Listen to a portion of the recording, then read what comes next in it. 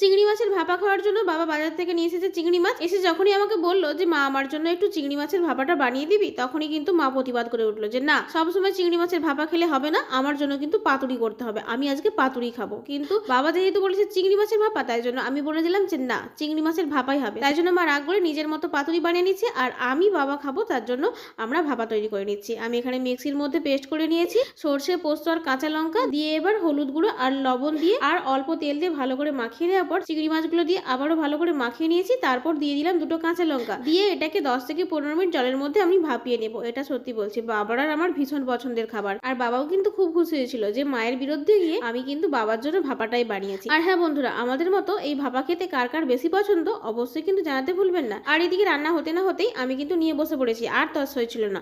খেতে বসে দেখলাম যে দারুণ হয়েছিল। বাকিটা আমি গরম ভাতের সাথে খেয়েছি আর একটু টেস্ট করেছি, কারণ বাবার জন্য তো রাখতে হবে নাকি, যেহেতু এটা বাবার জন্যই বানিয়েছি।